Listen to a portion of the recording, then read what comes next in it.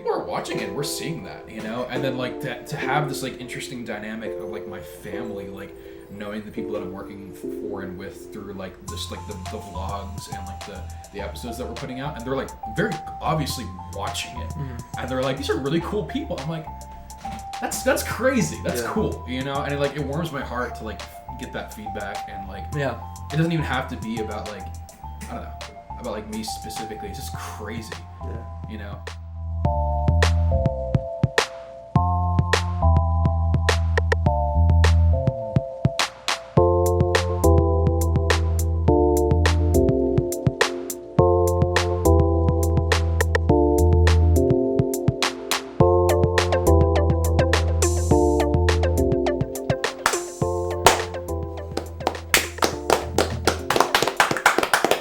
Welcome back, everybody, to the Poorly Edited Podcast.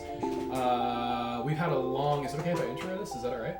We've had a long day of shooting and trying to get as much done as humanly possible. As you can see here, this is the product of several videos, a lunch break or a dinner break, and goofing off. And so, as you can see, this is what a normal day at the office looks like. So we're really excited to get this podcast rolling. It's like 11 p.m. at night. Is it? And this is the last thing we have slated for today, which is just working on this podcast. And so that's kind of the intro for this video. And there's really nothing beyond that. Yeet, as it were. Yeet, as they say. Yeah, today's been very... For all the audio listeners, some ASMR. Ooh, that was good. That's a peak. Can we get that again? No. Just kidding, that's not how that works. Can we roll it back? We can't roll anything Sure, back. you have with any this. threes? Do I have any... Oh, I don't... Is Where's this my hand? Yeah. That's All my right, hand? that's your Okay, hand. cool. No, go fish. So, today's been a crazy day for filming. We just filmed with Danielle from Level Story. We filmed us playing Banjo-Kazooie for the Nintendo 64 for a while. And that was really fun. Very memey. And then before that, we filmed the podcast. Maybe I hate I don't know. I like keeping the mystery. Did they record 2 podcasts in a day? You'll never know. Yeah. I changed my shirt 3 times today. That's true. You were on so point. there was the illusion. Yeah. Of it being different times. Is that why you did? That's really smart, because like that's something that the industry does. That's like a thing that you do, especially when you're recording multiple segments. But I didn't know that was the reason why you did that. Yeah. That's really smart of you and like very professional. I'm very proud of you, dude. Thanks. No one else did it. No one else did it though. but you guys wear. Don't. You guys have your favorites. Oh, okay. You have your favorites list. All right. And it's just like, I respect anyone who's like, yeah, I'm gonna wear, like, they might have more clothes, but I just really like these 4 shirts though, a lot. You gotta switch and just shamelessly wear those 4 shirts. I mean those 4 shirts, they get mixed up though, for sure. Like, you rotate in and out. You go to a concert, you spend like $60 on band tees, and you got 3 new shirts. Yeah, and you have to wear them to get your money's worth. Does anybody have any? How do I win Go Fish? You get 4 of a kind. Okay. You lay them down. Does anybody have any? And that's kings? like 1 point. You don't ask everybody. Yeah, you have to ask one person. Josh, do you have any kings? No.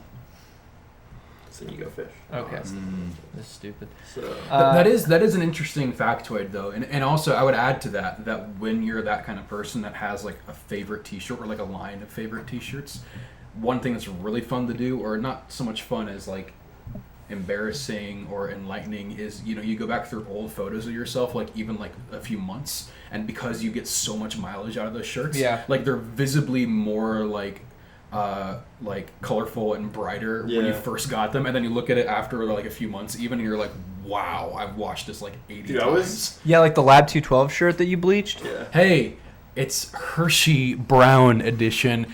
In stores now. I don't think we can call it Hershey Brown. It sounds like it's copyright infringement. Yeah, it sounds like they're gonna come after us. Yeah, Mr. Hershey will come after Sergeant us. Hershey. Sergeant Hershey. You wanna know why Hershey is so funny to me? Why? It's because during the Great Depression, he just made a really shitty candy. Yeah. And he got rich off of it because people could actually afford it and they couldn't afford anything else. Yeah. Which is why now if like you hear people like Europeans coming over and they try Hershey's chocolate and they're like, this is terrible. Yeah. Because it is. Objectively, it's bad chocolate. Like compared to everything else. Yeah, we 100%. Yeah. It was, he launched it at a time where there was no affordable competition. alternative. Yeah. Because it was just perfect time. And then, so everyone just loved it and ate it, and now it's ingrained in our society.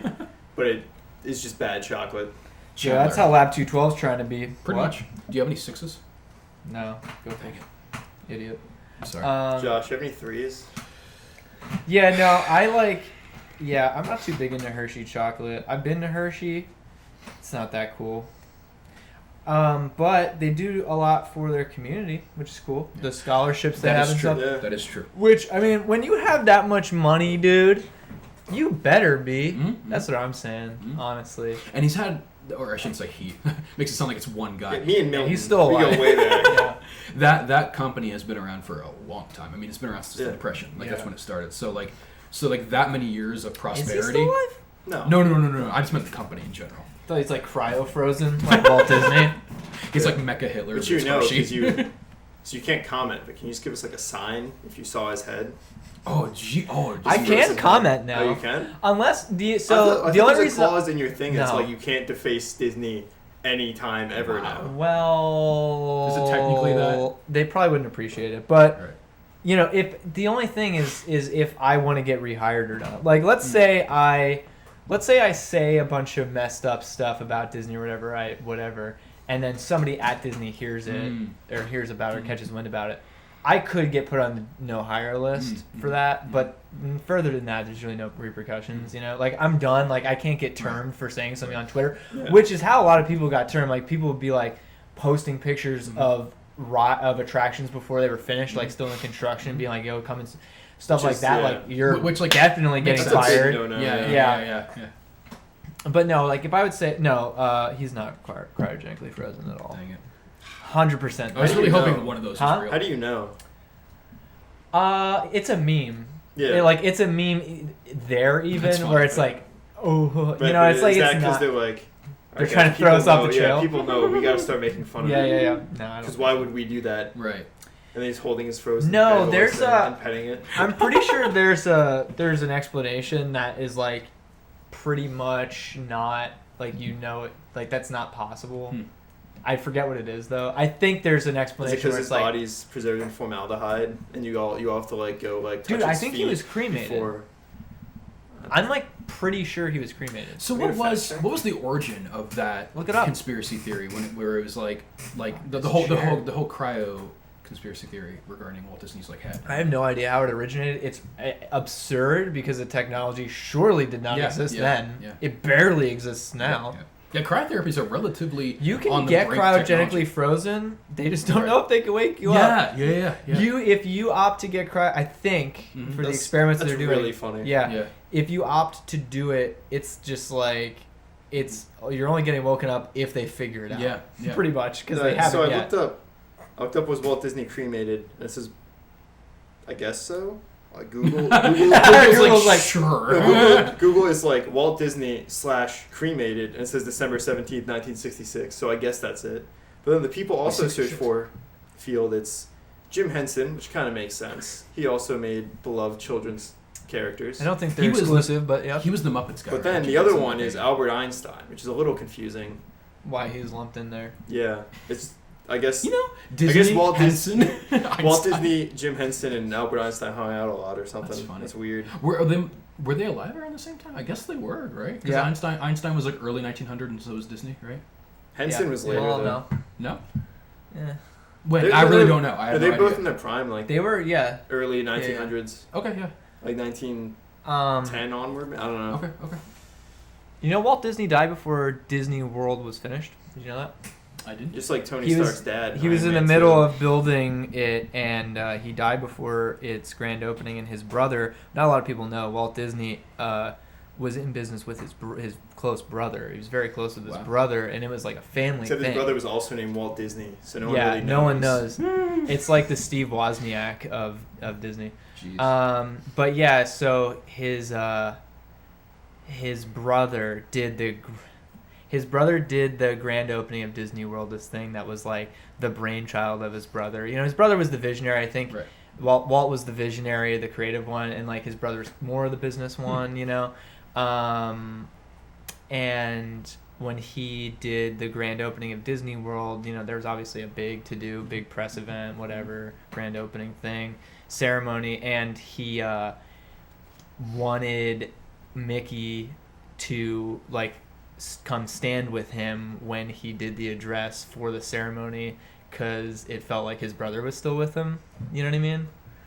And so that's like a famous thing right, that he did. His brother's on the frozen grand head was in the Mickey. No. Because that's Five Nights at Freddy's, basically. That's Five Nights at Freddy's. Yeah. No, it's just because it was, like the closest thing, that he could get to that. If you take away kind of the creepiness of that, it is kind of endearing how it's like it was his brother's sort of vision, and like that whole like cast of characters as well as like the universe that they live in was kind of like his brainchild.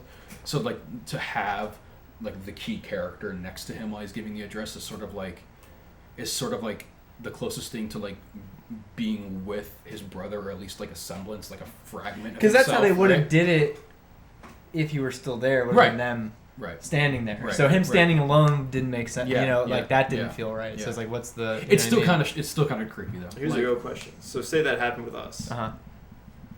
Say all three of us. We're opening a theme park. Okay. All right. One of us dies.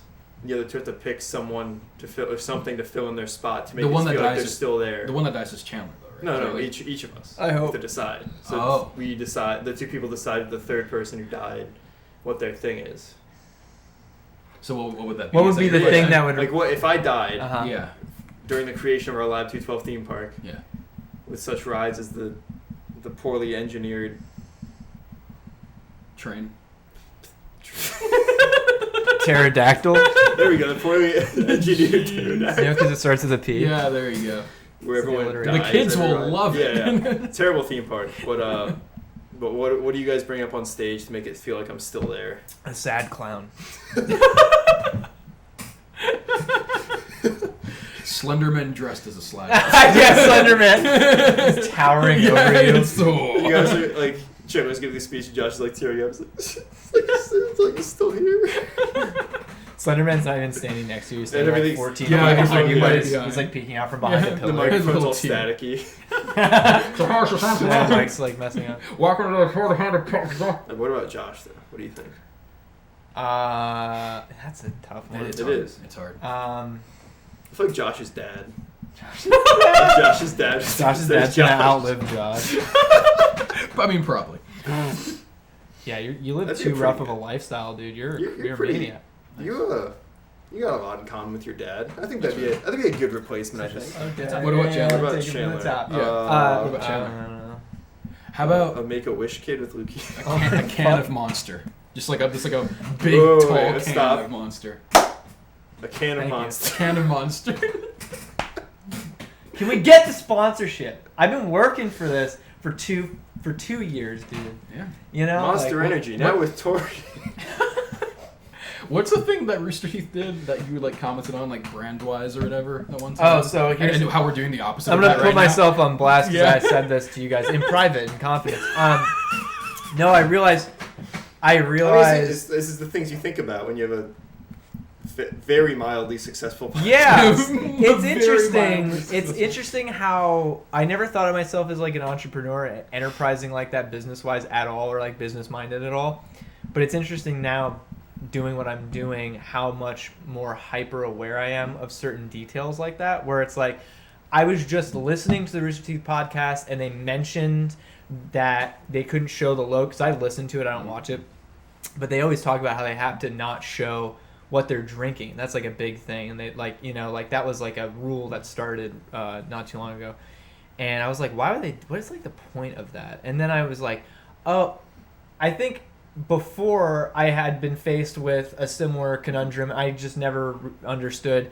And now with the context of understanding what I do now, I'm like, oh, it's so that there's incentive for brands to want to still sponsor them, because they're just doling out pretty much free advertising for whatever they're drinking. It's like, well, they'll never sponsor the show. They'll never pay for that. It's like land or slots. It's like it's like real estate. That's a really cool thing that happens. That's like the first benchmark, I think, when you're like doing something. Yes.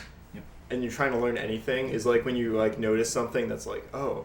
Yeah. That's why they do that. And you can figure it out independently. Because it means that you're beginning to like analyze and critically think regarding that. So my uncle's a musician, and we saw Spider-Man: Far From Home, and I guess like the soundtrack had like a big effect. Like he really liked the soundtrack. Wow, yeah. So he's like, when I go home, I'm just gonna. I guess he's made with a lot of guitar and like analog synth. He's like, I'm gonna go home and I'm just gonna try and recreate it as an exercise. Oh, like, that's awesome! Right, that's awesome. That's like a really cool thing to be like. I'm gonna do that to practice. Dude, your uncle's lit. That's great. It's really cool. Yeah. Oh, is that the one, pirate one? Yeah. Lit. Oh, dude, that's awesome. That's awesome. That's awesome. Yeah, it's like, you know, and when speaking of Disney still, when I went, I should have worn the Disney shirt.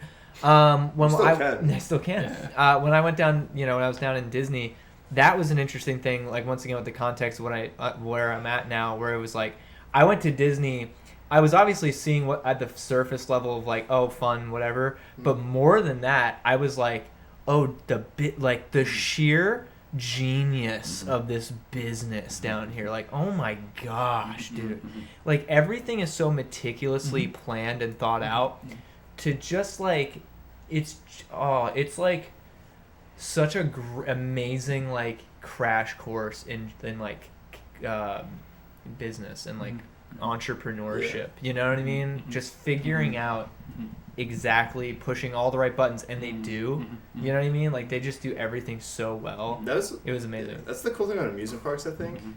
It's like I worked at Dorney for a little bit. I've been to Disney now. Is like that's like actually supposed to be the perfect town, like as perfect as they could get a town. That includes making money out of like every square inch of it. So it's really cool how meticulous the planning is. And you're like, this is here because of this. Yeah. Especially, I think Dorney's cool too. I mean, Disney is insane too because it's like built in Florida, which is mostly swamp anyway. The challenge they have to overcome, like Dorney's built like on a hill, so like that must have been really annoying to build too because like you can't. I don't know. Like you have to like. I don't know. You have to deal with all that, especially with roller coasters. Yeah.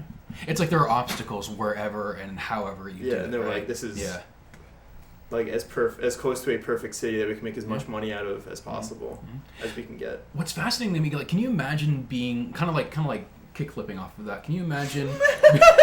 I'm kind of ollieing off that a little bit. So imagine that, but like yeah. Taking it up a notch. James from Couch Shop just like rolls over. Like, all right. That's probably okay to leave in. But like, can you imagine being Walt Disney at the time that he started all of that? Except for his head. Yo, Pat, you got any nines, my dude? I do. Thanks, my man. No. The answer is no. But seriously, like when he first started, like when he was first like, no, I'm gonna do this thing. I'm gonna create like an animation company, and then it eventually turns into like a brand and a production house, and then like an even bigger brand that encompasses like entertainment and amusement and like creative thinking and the creation of films, and then like that kind of they start being able to buy like more brands and more IP and like all like at the very beginning of all that, how crazy he must have seemed. You know what I mean? Well, he made his kind of mark at the start with the filmmaking and the animation and stuff, which was his passion, and even then he was always innovating. That was his thing all the time. It was just pushing it, and that's what he did. Like it was always, Snow White, the first like the tech that they developed, the techniques that they developed to make animated art, animated films, was unprecedented. It was unparalleled at the time. Like the things that they employed that later became like now so common in animated films that you couldn't do without them. It's like, he was always pushing that envelope, and I guess it's like, as you keep doing that and you're successful with it, it's like, I guess it just gets crazier and crazier. So eventually he got to the point where he's like, I'm just going to build a city here in the swamp now. And it's just like, that's what happens if you go unchecked with being successful, like just constant innovation successes. Or Apple, where they're like, I'm going to charge someone $1,000 for an adapter. I don't understand Apple. I hate Apple. I would never understand. Apple's like the biggest fake it till you make it thing, and then you fake it some more. Yeah, and then people still buy in, and you keep faking. There's like, the stories about how Steve Jobs did like tech conferences, like, and he's like, here's the iPod, and it would crash all the time, so we'd have to present it around it crashing to make it still seem worth buying. Wow. Yeah. Which is like what a salesman he was. Like, amazing. Like seriously. He could sell because I mean I've going into a presentation fully prepared is scary enough. Going to a presentation knowing you have to pivot around your product crashing. Yeah. Oh. Yeah, he was just walking onto that stage. He's like insane. Just like massive brass balls. Can I get a hit of this? Yeah. Is that cool? Sure. All right, thanks. Yeah, he was. I do not go fish. Do you have any kings now? Yeah, I do. Lit. There you go, man. How many nines?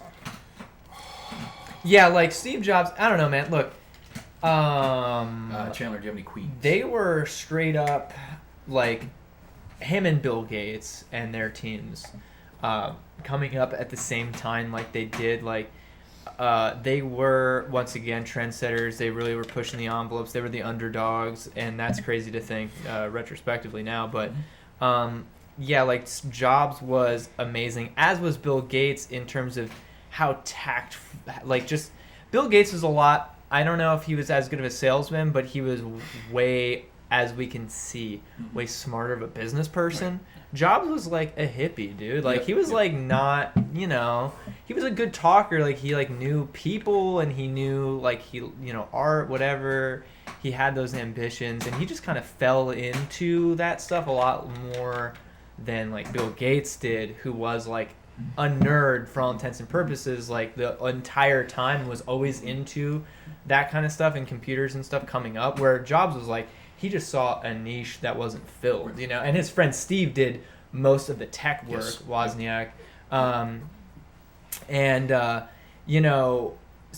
So it was like, I don't know, but my thing with Apple, as much as it happened with Bill Gates and Microsoft too, like they were all, at the time, they were just all thieves, dude. Like they were just pirates in every sense of the word. Like, Steve Jobs rolled up to Xerox, who had the first computer mouse built. They had the first graphical user interface. They were sitting around at Apple and even Microsoft with just like a blinking command line. Like that was computers at the beginning, and they go to Xerox. Apple goes to Xerox, and Xerox spills all their beans demoing their tech to them, and then Apple just went back, which wasn't really it was just a few people. Right. They go back and just copied all of it.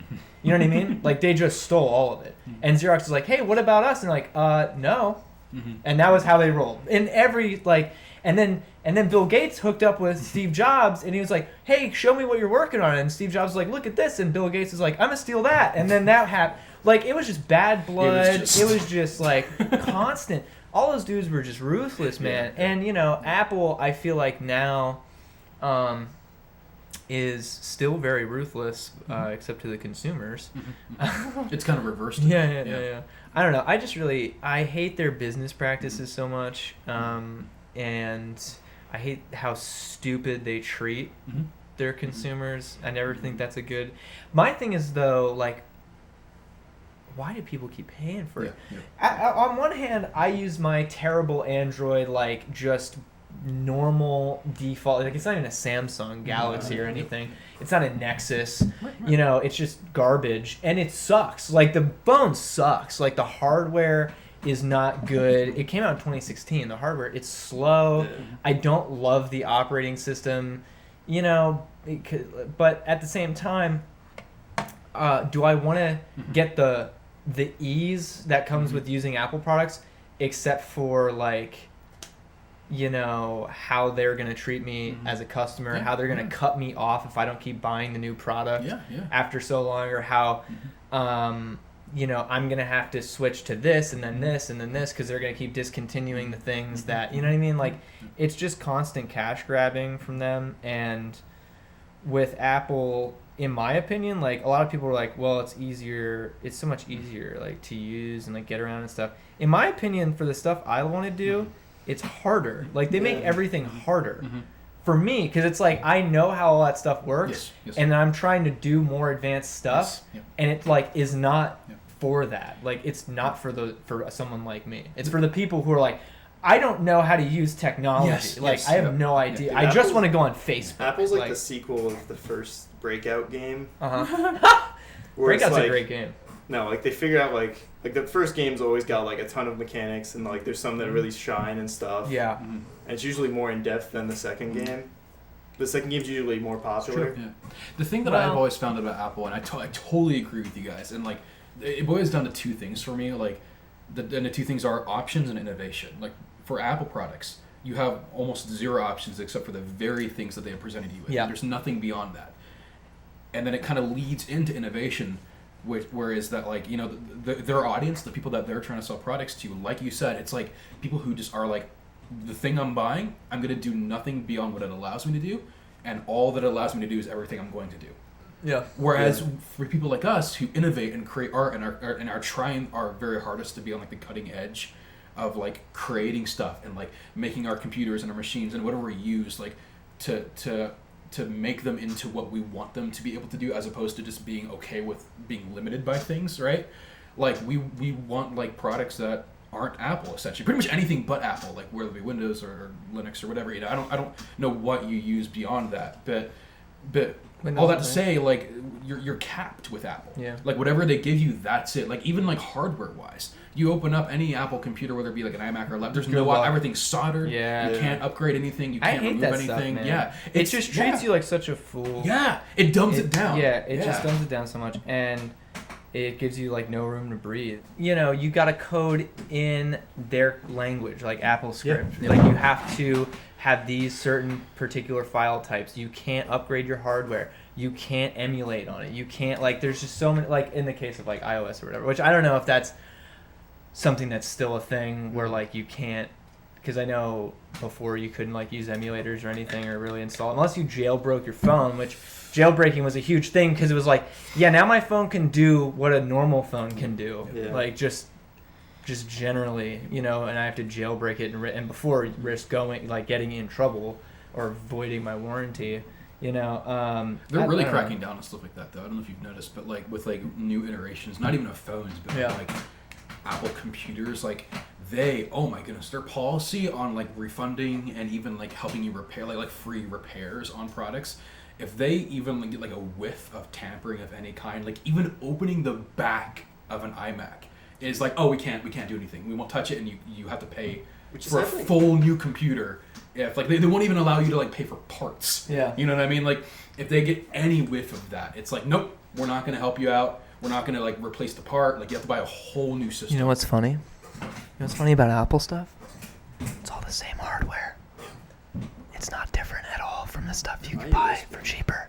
What? Because it's a secret. It's a secret. And maybe that's why I don't want you to pop the thing open and be like, well, there's just an Intel I was gonna say there's an Intel processor in here, and like, what am I paying for? Which is like, that's honestly all that stuff removed about them is just like the cheapest thing for me to do to get a desktop is to build a desktop, and I can't build an Apple desktop. Yeah. Right. Yeah. So like I'm probably never gonna use an Apple desktop. Yeah.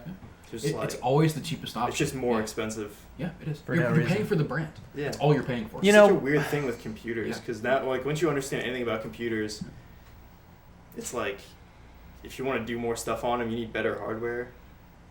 Yeah. Like, I mean, I guess isn't Apple used like for a lot of editing? For some companies. It is. It's like I think a lot of Apple computers were at the point where it was like out of the box, had really good hardware that was capable of more advanced stuff at the start. But now I feel like you're able to build that stuff for way cheaper just the way things have progressed. So there's really not a lot of value in... The only thing I can say that is worth getting a Mac for is it's music stuff. Like Logic Pro is a fantastic program. GarageBand is a fantastic program. Like that stuff, if you're a beginner to use GarageBand, is amazing. It's such a great tool to learn on that. Like Apple has so many things that comes standard issue with a lot of their stuff that software-wise is very solid, very solid stuff. Where Microsoft doesn't really have that. It's not an innately built-in thing because Microsoft is just different. It's for different things. I mean, businesses use Microsoft PCs. Like, it's like not it just for the artist. So whereas Apple, I think, knows its audience a little better, and it's always been marketing to the creative types. It's always been marketing to artists and stuff like that. And I think it does do that very well. It does give you a lot of tools standard where it's like, you're kind of paying for that stuff too when you buy, for that expensive price tag on an Apple product. And there is some value in that. Like, I know Danny Yates, when he was starting out making music, we were learning in class on GarageBand because we used Macs in class, and he really took a liking to that, as did I. I had already been using FL Studio and stuff on my PC, but getting into GarageBand was really refreshing. I thought it was a solid program, and for Danny, he really took a liking to it, and so he was like, hey man, I obviously want to keep making music and stuff, but I don't really know what I should invest in hardware-wise, like for a new laptop he was looking to get. And I was like, well, because he was like, I'm kind of looking to get into Mac. And he's like, and I know, like, Macs suck, dude, but, like, man, this software that they have. And I was like, honestly, for what you want to do, I wouldn't blame you. Seriously. Like, I hate Apple so much, but I cannot. You can't blame that person. Not even that I can't blame them. I recommend it to people. Now I recommend it to people. I'm like, look, dude, if this is what you're... And if that's what you're feeling, and if you're kind of leaning towards that way, sure, go for it. Because it's a pretty good. I honestly kind of wish I had a Mac just to make music on. Yeah. Honestly. It definitely is an audience thing for sure, where it's like there is a specific, and you said this, but there is a specific niche that they are marketing towards, and if it is that like very specific kind of creator. And then like music, like content creation in general, they really have created a pretty solid machine, and I do acknowledge that. I think that you and I think all of us are pretty similar on our opinion when it comes to like how much we just don't like Apple as like a company and like their business practices. But I'll even say, and I'll recount a story. I'll even say from the standpoint of like using Final Cut, and people that have kind of stuck with Final Cut even with the transition to Final Cut X or Final Cut 10 or whatever you want to call it. Touch on the filmmaking side of things. Yeah, you're right. People who stuck with it actually really like Final Cut 10. I actually work with a guy occasionally who like will sell you, like he'll do his darndest to sell you on Final Cut 10.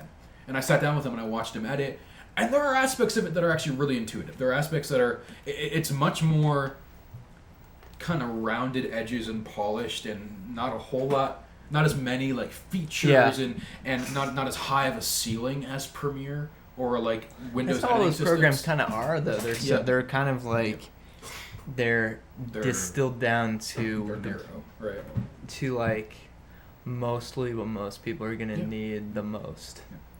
Yeah, no, it makes sense. But for people that need that and that do that, perfect. Yeah, right, because there really are amazing pieces of software. I mean, like what he was editing for was, I won't go into details, but it was a show, and all he needed to do was color correction, occasional pans and push-ins on photos,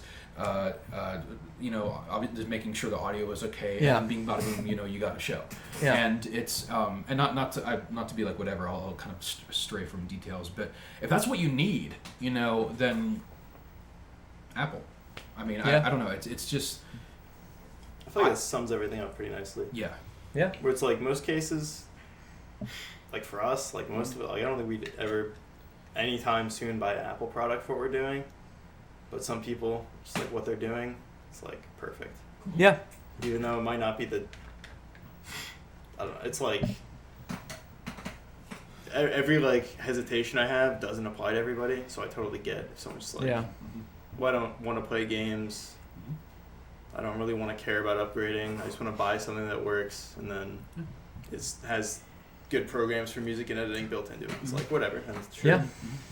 Like when my dad broke the news to me, he was getting an iPhone, which he knew my qualms about that. Yeah, it's seriously. After the big game. He's like, listen, man. Because he knows how much I hate Apple. I talk about it all the time. But, he was like, look, this is what I want. These are here. This is my list of wants. Aww. And I'm like, yeah, I mean, I feel that. He's like shaking as he's telling him. Yeah. I'm like, I feel that, dude. And his thing was music. And I was like, I'm interested to see how that pans out. But GarageBand, even on the iPhone now, is lit. Yep. I was like using it on his phone just to test it out to see how limited it was on mobile, I couldn't really find much. Yeah. Like it's like this one, it's like almost 1-to-1. And I was like, oh my god, like that's crazy.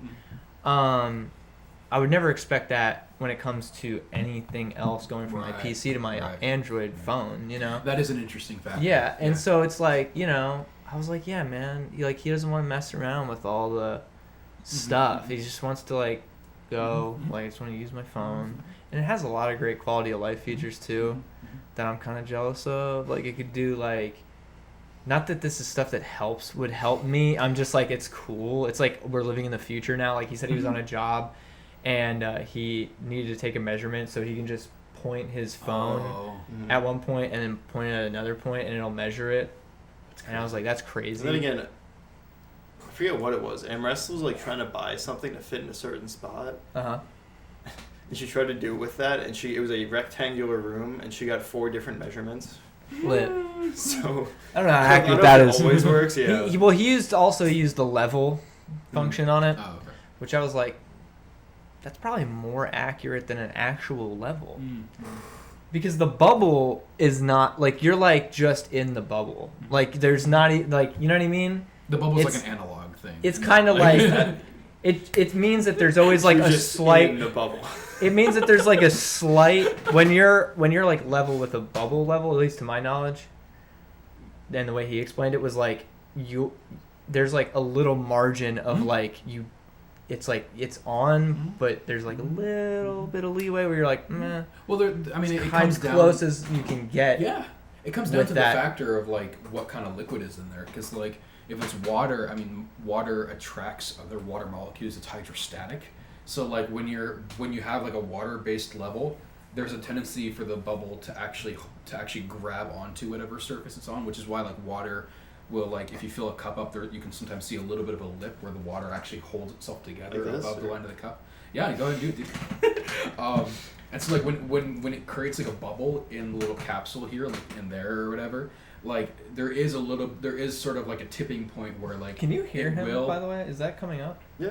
That's crazy. You're so far away. Well, I'm talking a little bit louder. I'm trying to compensate a bit. Is it working at all? Yeah. Okay, cool. You got levels, dude. Cool, dude. There's a little bit of there's kind of a point where it will eventually move, but it has a tendency to kind of grab onto whatever it's like, you know, or whatever. So there's a bit of like what's not exactly. Yeah. What was that? This podcast is sponsored by Relevant, a location-based mobile network personalized by your interests. Customize your newsfeed to consolidate all the information you care about all in one place to quickly and easily find what's relevant to you. Find out what's going on in your local area and reach your community from the palm of your hand. Relevant is available on iOS and coming soon to Android. Be the first to know with Relevant. So got any 10s, Patrick? No, I don't. Dang it. You know something funny? What? I think it's only lay some material down at you guys. Jeez. I don't want this to happen. No, this isn't okay. Actually me doing anything. It just occurred to me that like, as a kid with low self-esteem, when you'd like see celebrities and you'd be like, they're better than I am. Yeah, because they are. Do that. Yeah, but everyone's like, no, they're not. They're just people too. But you're right. They are better than you. They are better. In every single way. Yeah. People like them more. Yes. And they're in better shape through no effort. Well, and they look good. They look good. They probably smell better than you do. Yeah, that's fact. Yeah, that's fact. Yeah. I'd write off on that without verifying it, honestly. Well, is that for any No, yeah, it's for any celebrity. Pretty much. Yeah. Even like Jeff Bridges. Daniel Roebuck. Dude, Jeff Bridges at the end of the day, he probably smells better than I have on my best day. Why are you going after Jeff Bridges specifically? You're like, I bet Jeff Bridges is disgusting smelling, but still better than me. That's what it sounds like you're saying. Jeff Bridges, for listening. I'm saying he smells better than I do. I know. I hate when people are like, oh, there's still people. Like, Daniel Roebuck said that the other day, too. And Brandon Wonder said it the other day when they were talking. And it's like, no, they're not. Yeah. It's really like... They go to work. Their job is making the movies that make me not sad. Like, they stand there and they act. They do, like, such an ambiguous, like, abstract thing as they, like, act like different people. And they get paid millions of dollars. And then they go outside to go to the grocery store, and people come up to them, and they say, hey, your movie made me not kill myself. Also, let's take a picture together. I'm going to show this to my kids. That's not no one knows what that's like except famous people. Like they're not the same You know people. what I kind of want to do? I want to start a game show where it's like people have been celebrities their entire life. Like my mind went to Dave Grohl because that's apparently all I think about. But I want to see Dave Grohl. I want to give him like 5 items on a shopping list and just see how long it would take. Because how often do you think he goes to the grocery store? True. Because he's been rich for like his entire life. So do you think he knows where anything is? Or do you think it would take him like 30 minutes to get like 5 things?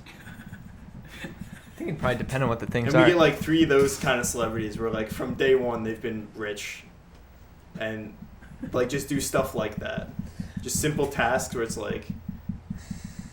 Well, you know, I said the only ones who are probably like in the case on that, in the case of them being like us, like the only ones who are probably even remotely like us are the ones who didn't grow up and start out in LA with a family, like nepotism. Not knocking them, because obviously they still worked hard. Like you can't nepotistically be a good actor. Yes. You know what I mean? Like it's not like a skill that translates like that. But like you know when it was like when we found out Mom Jeans was from where are they from? California. Yeah, I know they're from California, but like it's not LA. It's like outside of LA. I forget. Santa Barbara? Clarita? I don't know. It might be Santa Barbara. It was like we found out they were from there. It was like, it wasn't like the front bottoms who are from New that Jersey. Conversation exactly. Where I was like, that's like MMOs though. So like Mom Jeans is from the better farming area, but everybody's farming there. That's true. So Mom Jeans, they came out of like the hard starting area. Not Mom Jeans. Front bottoms came out of the hard starting area. So, which is impressive because it's hard to start there. But Mom Jeans, they grinded past everybody. Well, and they're standouts. Well, what do you mean? At least to us, they're standouts. Yeah, they're the standouts. I was looking at the lineup for the Sad Summerfest, and I'm like, it was like the first 2 bands with like 1 million followers. I'm like, let's see what Mom Jeans has, and it's like 200,000. I'm like, geez. Like, Interesting. I'm they're just still indie. That's the only reason I'm a fan of them, because they're indie, dude. As soon as they get famous, we met a bunch of people that are like into them too. Yeah. I don't know if it's just the scene we're in or like. It is. Oh, it absolutely is the scene. What do you mean? Like, of course it's the scene we're in. Like, we know a bunch of punk rock bands, and they're like, I know the punk rock band that's up and coming. Like, that doesn't make sense. Of course. I don't follow. That battery's gonna die. Yeah. But yeah, but like, you know what I mean though? It's like, well, the real life has never been exact. Like, it was never the same for them. You know what I mean? Like, if we grew up in California, in LA, like, I'm sure things would be much different for us. I'm also sure that our perception of things in general would be a little different, you know, than if we grew up here. You know what I mean? Like, it's so hard to be like from this area and at least not be grounded somewhat to like what, like if I grew up in LA, like I see people here who are just like everyman, like blue collar stuff, you know, which I feel like you probably don't get as much when you're in the cities and stuff. I'm like they're there, but here that's everybody. Yeah. Like that's the entire, you know what I mean? There's no other. Right. So it's just there's not like a caste system where it's like, like the super elite and then like whatever. And there's nothing wrong with that. No, it's just like a totally different like, environment. Huh? Oh my god. Dude, you know Dolphin's the highest point of I feel like I don't want to talk about that. Ascension? What? We have like so I think Pat's camera is gonna run out of fine. space on the card, I think, in like 2 seconds. That's fine, dude, I don't care. But I'm actually not sure. I don't know what the number means. No one will see Pat ever again. But just disappear from those cameras once my camera's gone? Yeah, you're like a vampire but reverse, like when you That'd be like vampire except like sideways. Yeah, that'd be vampire, but like the vector is skewed off of the lens of a camera, and so like as soon as this goes out, you can no longer be seen. That doesn't make any sense. 5. What are you gonna buy in the Steam summer sale? 3. There it is. Nothing probably. I mean, I bought ARM already. That's true. But I did that using selling Steam stuff. On the marketplace. I want to try to get a voucher from the mini game. Oh yeah. Are you gonna try it? Are you gonna do I don't think I'm gonna get it. I started too late because Pat didn't tell me the summer sale started and I didn't realize it. Well, Pat bought something on the summer sale and he didn't think to tell any of us the summer sale started. How do you do anything when after the summer sale starts and not see that the summer sale started? If it's any Because consolation, we weren't playing games. What? Apparently, the summer sale gimmick, like the mini game, is horrible and like has like been like. I posted in our group chat. Oh, you're not in that one. No, Yeah, you just play Starbound and you put that soda mod on, and then you just drink a bunch of sodas with an auto clicker. I did it. You did it? Yeah, I did it. It works. Oh, okay. Because I was reading up some news, and I also watched the Inside Gaming report on the summer sale. Oh, dude, you said about the chair. Apparently. Hell yeah, dude. I did. What time is it? It's never getting closer. It's 11:30. Jeez. It's 11:30. Oh my god. How long is it? Stop it. How long have we been recording? We're like 48 minutes. Jeez, we have 10 minutes left. We have to film. Welcome to every Monday. What do you? That's not true.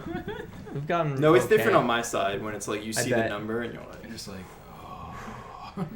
oh. Yeah, seems some ourselves. What do you? Yeah, it is. It is. Yeah.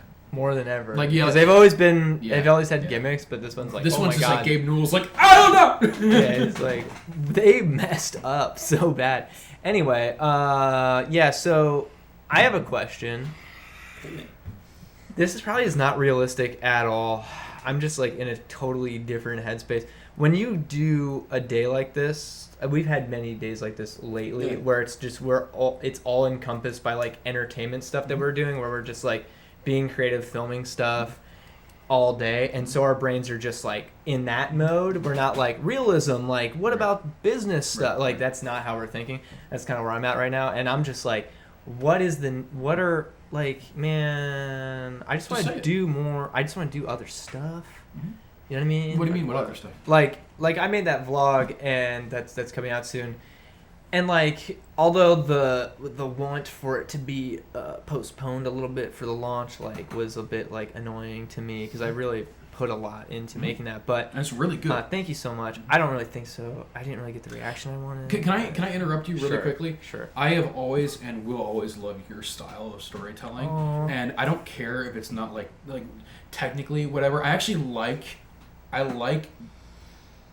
what your capture of both audio and video does as a means of bolstering your like style of storytelling, if that makes any sense. Because like when you record audio, you record it on, I don't know what you recorded on, but it sounds like you're recording it on a toaster. And but it adds. I do that on purpose. Yeah, no, that's what I mean. It's like it adds to it, and I know that because I know you have access to more stuff. But the fact that you record the audio like that, and it sounds very tinny, it sounds almost older, like almost like a Fallout kind of microphone that you would find or whatever. I love it, and watching the moving vlog reminded me of days that I would watch Sly Elliott videos, and that I would like. It really did, and I was like, this is like a throwback to like your style of storytelling when you just take the reins and you're just like, I'm just gonna make something. And so it really it warmed my heart, honestly, having watched that. So I just wanted to say that. I know you can continue. Yeah, I still think about before we were like really tight and you were. You know what I mean? I remember like the stuff you would comment on my videos when I put them out on my channel, and you'd like in real life you said really nice things, and that really like. It took me very far in terms of my mileage of working on stuff. I'm glad to hear that's that. What happens when you encourage people. It's Please like stop. That's why Everybody shut up. Everybody stop with the chairs. That's why like any opportunity I get, I always try to hit people up and encourage them, because I know for me that takes me very far. Yeah, there was like all the time. At Alex's birthday party. Afterwards, I hit up food truck and I'm like, some dude actually. We put the music on, and some dude came in from the other room to ask who was playing. Yeah.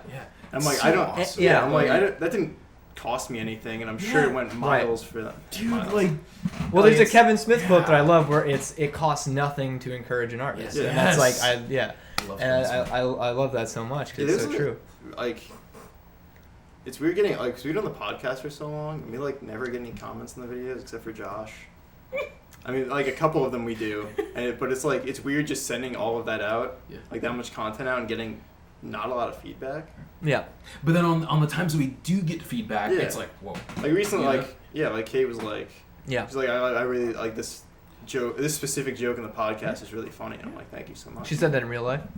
She texted me, Aww. That's the weird thing. That's the weirdest thing I've got, like, we do get a lot of feedback. Yeah. It's just never on the video. Yeah. It's never in the comments. It's always in real life. It's usually from usually from, like, people we know, though, so it kind of... Cause it's like people we know, but it's not people that, like, have any reason to even say things. Yeah. Like, because we're not, like... It's, like, if Josh posts a video, of course, we're gonna have a... I'm probably gonna be like, hey, dude, you know... But they don't, they don't see us enough to where they have to remember... Like, they remembered... seeing that thing and then they're coming and saying that now. You know what I mean? It's like it's kind of different. So it's like we know them, but at the same time. When I watch like a review dude's video though, I'm never like my thought is never to comment. It's always like I watch it and I'm like, this is awesome. I'm gonna tell them that. Next time I see them. Well, it means more in person too. I think it means a lot more. But it is weird though. It is really weird. I was like, I don't know. It just feels good. That's like the first time it's felt like really good. Especially on like... That's a really long time that you've gone without it feeling good. I don't know. Like, that was like the... So it was like, I don't know. Because that particular episode, I thought I was pretty funny in, and then somebody watched it, and like without me prompting was like, you were really funny. You were really funny. So you're like, awesome. That's awesome. Yeah. So particularly it was the Eric Mintel episode, and she's like, the joke about Al Capone is really funny. I'm like, thank you so nice. Much. That's adorable. So I thought that was pretty funny. You always know when they mention something in like the middle of the video, you're like, oh my god, you watched it. That's wrong crazy. with you. Isn't that nuts? Yeah. So in addition to that joke, which went well, there's a lot of jokes that didn't go well. Well, I mean, that's a lot of bombing. Yeah. No, I'm just kidding. That's comedy for you.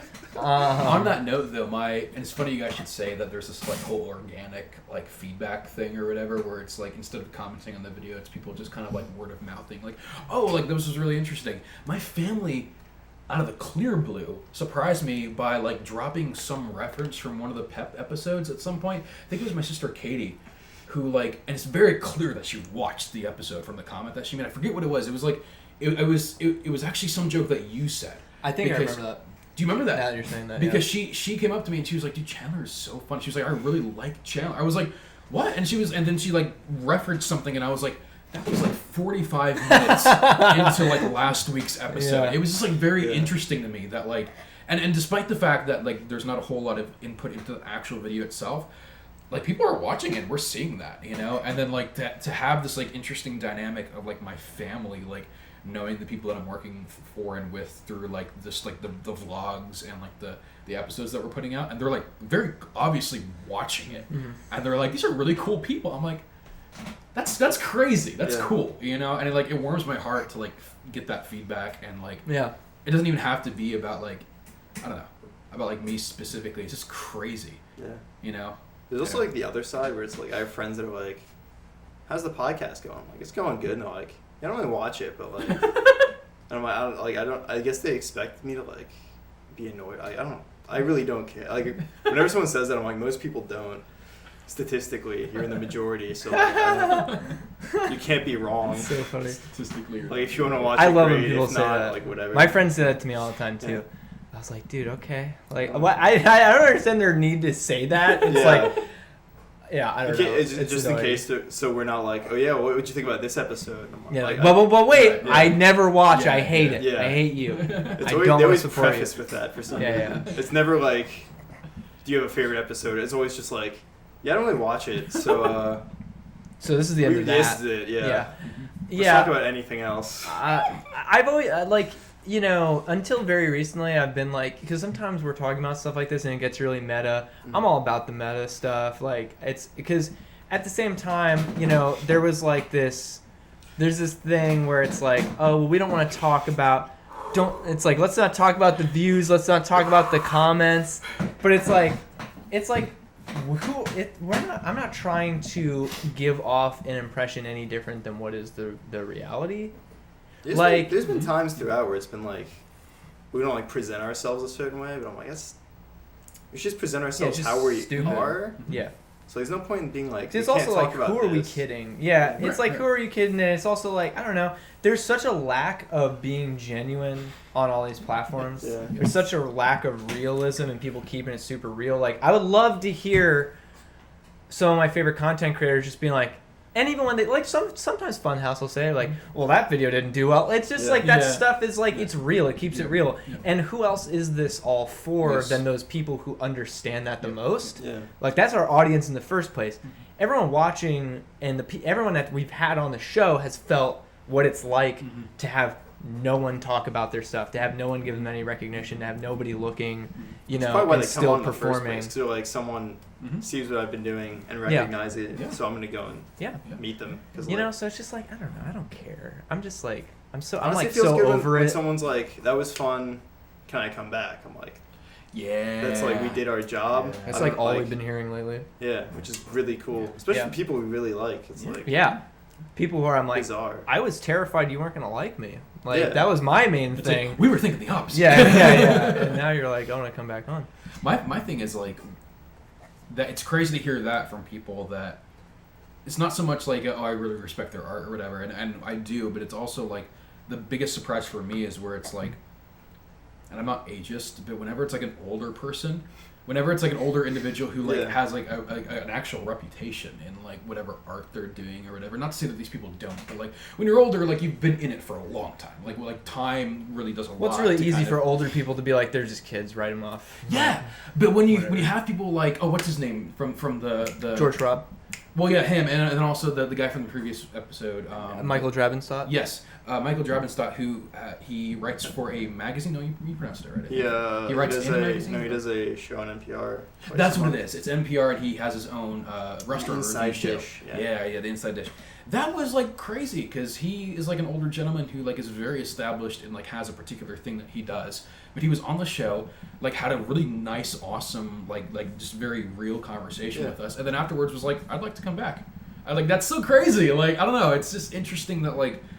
That we're doing something like that. It's a thing that isn't normal to... It's not like one of those things that you just say, where it's like, and then I say this. Yeah, it's just like, well, okay.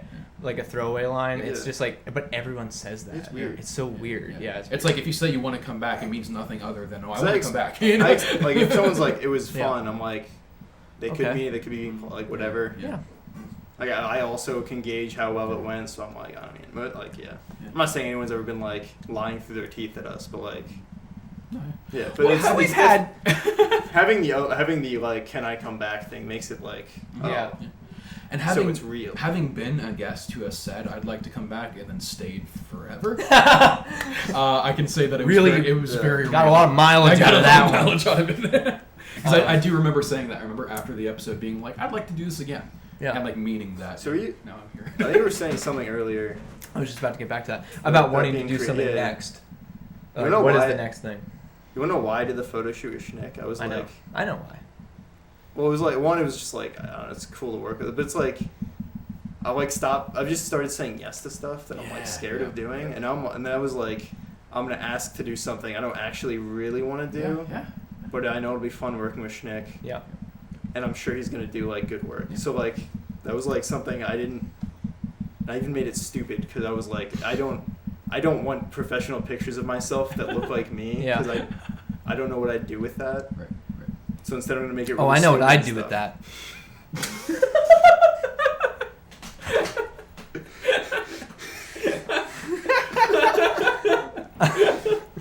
No, I feel you though. It's just about like putting yourself out there, and that's like breaking the seal for real. Like when you realize like, oh, what if I just do like we're gonna be doing a thing probably soon where you like pitched it to me. Oh yeah. And I was like, I don't know. I took like not even 24 hours to think about it, and I was like, I got to a point where I was like, yes, obvious. Like, why would I say no? Like, what do I? Nothing's gonna happen if I say no. Right. If I say yes, things are gonna happen. You know what I mean? It's just like, what is the point of turning something like that down? So that's just how you got to look at it. Because there's a lot of opportunities. There's a lot of stuff going on to get involved with and people to work with at the very least. And, you know, it's just like, just go for it.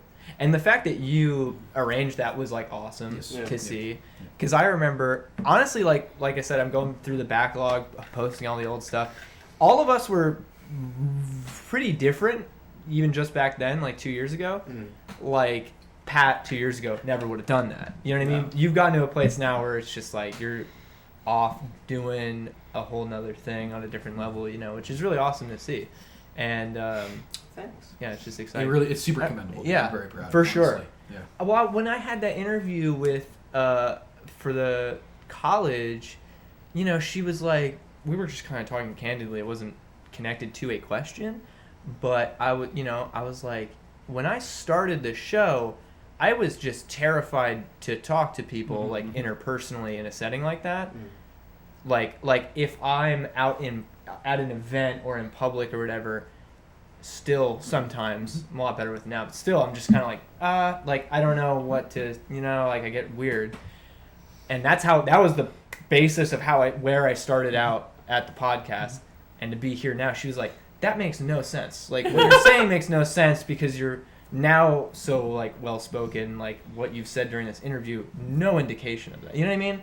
So it was like I didn't think of that until we had that conversation. I talked about like, a little bit that on the podcast with Chris, but it's like I was like scared to say anything, so I didn't think it was like most of my thoughts were like unique enough or like good like. You mean the early stuff? Yeah. I was like afraid to just like talk about anything. Yeah. So I was like, we just started this. I know who we are, and then for some reason, like whenever like an artist would walk in, whoever discipline they're in, it's like they're like doing something that I'll never understand. But like the more guests we've had, the more like we've talked to this, like we'd just be friends with them. Yeah, like we're all the same. Yeah. So it's like, all different, but it's all the same at the same time. Yeah. Which is really crazy. And everyone's got their thing that it's like yeah, someone's without a question a better musician than I am. That doesn't mean like my thoughts are necessarily unwarranted. Yeah, yes. they're invalid. Yeah. Yeah. I remember that. I remember like early on, Pat, who like wouldn't pitch in as not pitch in, but who wouldn't like add to the conversation as much, and you were just like doing your thing around the board. Even Zach was the same way. Like I hear Zach say very few things in the early stuff, but when he does, it's like an indication of his sense of humor and what he's going to what he turns into later on the show, where he's way more like he develops the character a lot better. And you know what I mean? But it was like at the time it was like, okay, like that was funny. Where'd that come? It was just kind of like, is that something he can do all the time? Like, is that like the level we can come at? And the answer was yes. It was just it took a while to get into the groove of everything. I also really interesting. I also remember a car ride where it was you, me, it was the three of us and Zach. I think all four of us were together. Maybe Lizzie. I forget what we were doing, but we were going somewhere, and this was early on as well. This was like early days of Lab 212, like we just started Extra doing our Life? thing. Was it Extra Life? It might have been Extra Life, yeah.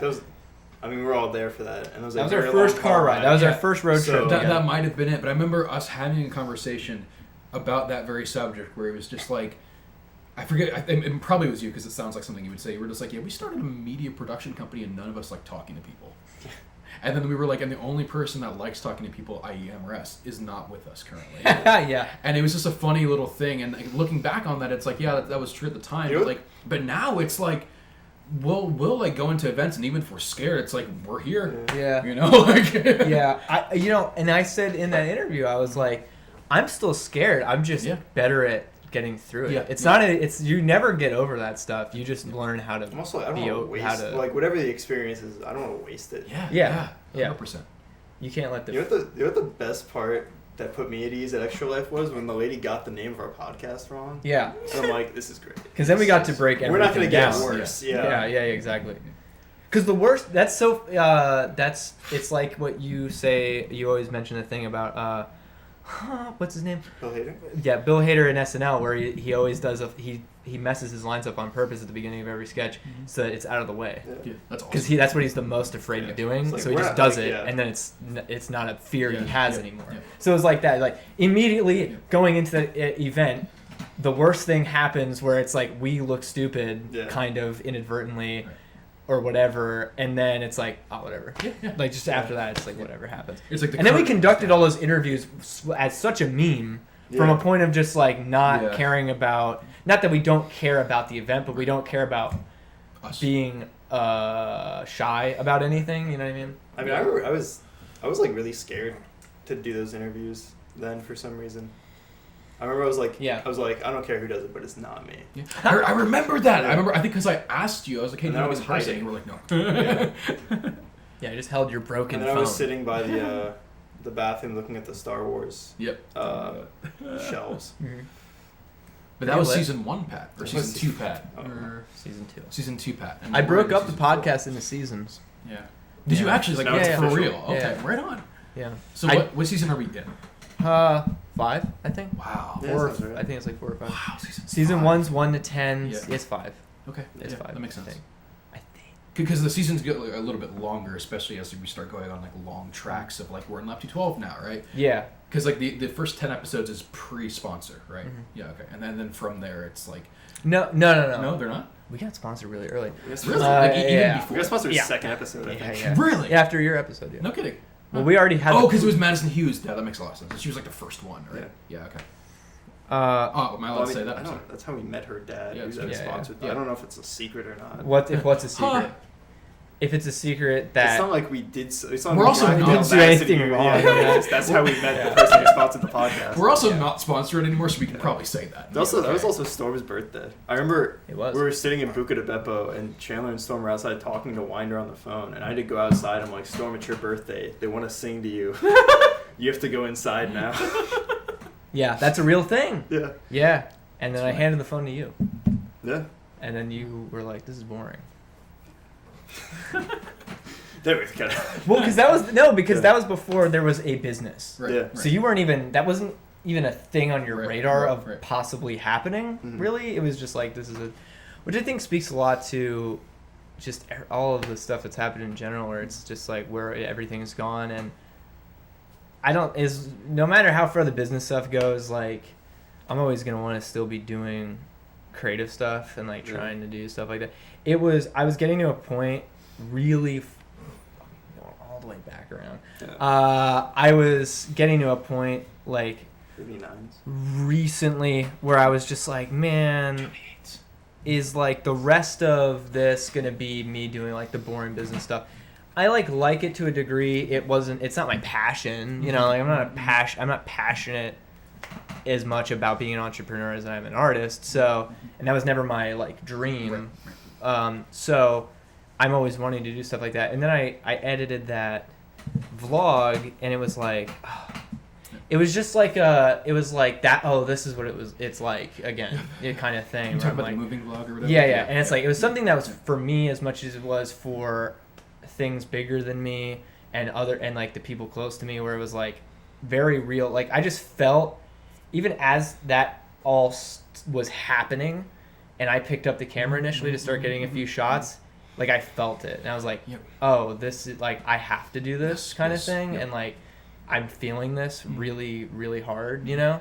And there's nothing like that. By the way. Yeah. There's like it. Yeah. And so doing that video like reminded me of just like there's never gonna be a time I'm gonna be able to be like, and now full throttle on business, like as a person, like only focused on business, only focused on whatever, you know. It's like that's always gonna be there, and so I don't know. Like doing the gameplay video today was fun. Both were gone. That's Nice. Great. I've always felt like this was kind of inevitable. I don't know What? the form it takes isn't, but like us doing something. Yeah. Like it was, if we spent enough time together, it was always just gonna happen. I don't like it might have been taking different forms in parallel universes. Or What do you whatever. mean? Wow. Well, what do you mean if we spent enough? What is Just the byproduct us of that? spending enough time together, we would have been like, we have to do something, Mm-hmm. I agree and with that's that. what this is. Yeah. And I think it would have, like, no matter what happened when it started, like around that time when we started the podcast or whatever, I think if we spent enough time together, something would have happened. Whether it be this or, I don't know, like a full-blown, like, we just make short films kind of thing, or like whatever. Like, That's this is the form true. it's taking, but I don't think this was, I don't know. I don't think that, like, the form it's taking almost isn't the important part. Mhm. It's more just that I feel like we were always going to work together in something. Dude. Yeah. Well, yeah. I mean, you can't have. I think like the combination we have and everything like that. It's like we can't be around each other without being like wanting to do that stuff. Like it doesn't work Yeah, any other. You that know was what I like mean? really refreshing meeting everyone. Because I've had friends where it's just like, Yes. you just like sit around and it's like, this is as much as this is ever going to be. Yeah. And you can kind of tell that like from the beginning it was going to be like that with you guys. Yeah. So that was cool. Mm-hmm. Where it was like, where we said we were going to try and do something and then we actually did it. Yeah. Yeah. And we just kept doing it. Well, you know what's also really weird about it, and I think you know what? I'm saying, like, it's true for, like, I think all of us. We became, like, co-workers and collaborators before we became friends, for all intents and purposes. Like, really good friends. Yeah, I think like, there wasn't, really like, friends, a huge established long-term friendship before we started working. It was, like, we start working together, and then we're like, oh, and also, now we're friends. You know, that was, like, a weird thing to me. Because there was a time, like, for the early episodes, for, like, you and Zach were, like, we did not talk unless it had to do with the podcast. Like, we didn't, like, hang out, really. We didn't, like, just shoot the breeze, like, texting or whatever, or really even in real life. It was, like, when we're together, all we're talking about is the podcast and what the work we're doing and the work. And then through that, it became, like, we started hanging out and spending more time together. And then it was like, oh, I like them also as people, because I was afraid personally. I was like, I like working with them professionally. I'm afraid maybe they won't be cool as, like, friends and people, or maybe they won't care about me, and, like, they have their own stuff, and, you know, because it felt like, and what it was we were building a new clique. Everyone had their cliques and their groups. I did. That were pre-established. You did. I had my high school friends that I'll try to say. Yeah, exactly. I mean, you know, everyone had their whatever, but it was like, and so I felt like I was intruding, because I had my clique, but I also was looking for people to do more with, and, like, creatively, that also, you know, would be my friends. And I felt like I was so desperate, but I felt like I was, like, regging in on, like, no one was going to be like, oh yeah, like, we'll kick it too, because they had their own stuff already happening, you know, whereas, like, that wasn't something they cared about. But what was actually happening, we were creating our own new group of friends, pretty much, which was weird.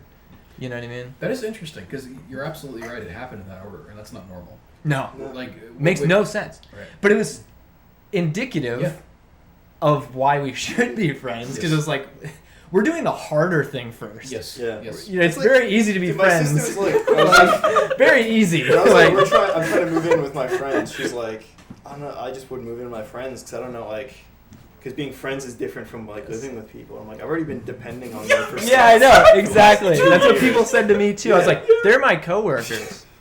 Like I've already been doing this already.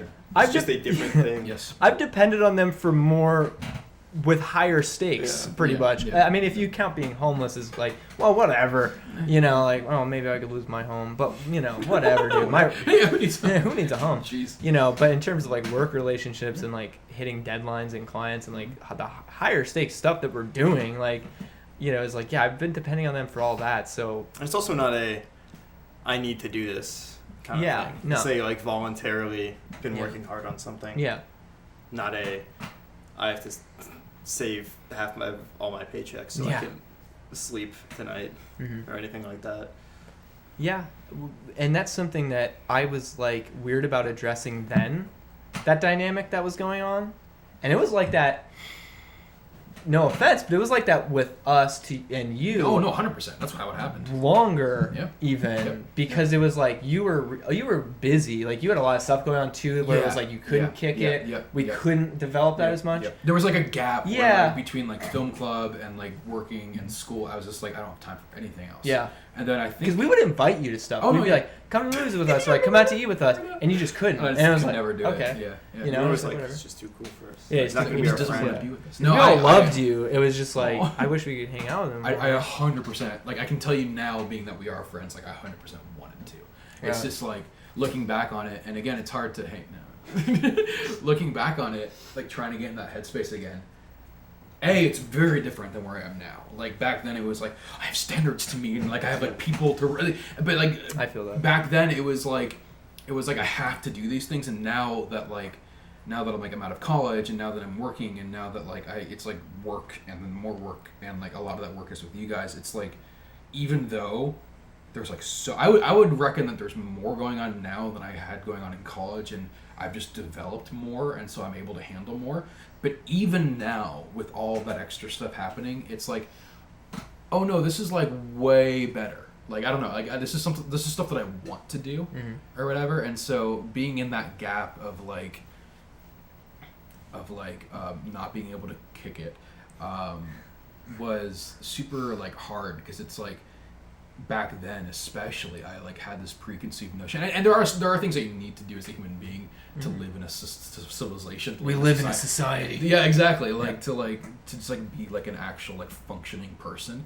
But like beyond those, like beyond like the triangle of like needs and like the hierarchy of like what it means to be in a society. Maslow. Yeah, I can't remember his name. Thank you. That's awesome. Camp Laszlo's pyramid. Yeah, Camp Laszlo's the eye of audition's stuttering a scary amount, so we have to actually end soon. Okay. Anyway, all I'd say now that I'm like at the stage in life, I can be like, no, this is only stuff that I want to do, and all that I want to be doing is only stuff that I want to do. And I want to work with you guys, and I want to make money, and I want to do my own personal stuff, and that's what I'm doing, and it's really fun. You know? Exactly. So anyway, yeah, it's like it's weird that like that happened the order that it did, because like it really was just like a professional relationship that like blossomed into like, oh, I kind of want to just hang out with these people, and then not being able to, and it kind of like mellowing and kind of being stagnant for a little bit, and then I don't know what it was. I don't know if it like film club ended or school ended or whatever. I don't know what the turn was, but I ended up being like, no, I can hang with these people now. And that was like, and then I kind of discovered that like through doing stuff and shooting and making like just making creative cool things, that like not only are you guys like really awesome to work with, but like you said, like it developed into like a really awesome friendship with each person. So anyway, it's just an interesting order. Yeah. But I agree with you when you said that it's actually like a really great way of doing it, because you kind of check off the boxes right away. Yeah, right? exactly. And it's like oh, I can actually trust these people. Yeah. Now we're friends. If that makes any sense. This is weird. Yeah, which is like yeah. Yeah. But at the same time, it's like awesome. So Yeah. anyway. In high school, I based my friendships off of the wrong things. Yeah. And then in college, I based my friendships off the right things, which is why, like, I think we have such a productive, like, friendship as well as, you know what I mean? Yep. It's like the standards were right. Yeah. You gotta do an outro now. 'Cause I'm scared. Lizzie's calling me. Can Lizzie do the outro? Put her on Lizzie. speaker. Put her on speaker. Hey, Lizzie, can you do the outro for this episode of the podcast? Hell yeah. Do it. Ready? Yeah. You ready? All right. Thanks, guys, for watching. This has been the Poorly Edited Podcast. My name's Lizzie Cates, calling in. Have a great day. Sly Elliott on everything. Listen on Spotify and iTunes and everything else. Lab 12 on everything. Thanks Lab for 212 watching. and everything. Thanks for watching, Lizzie. Good night. You're welcome.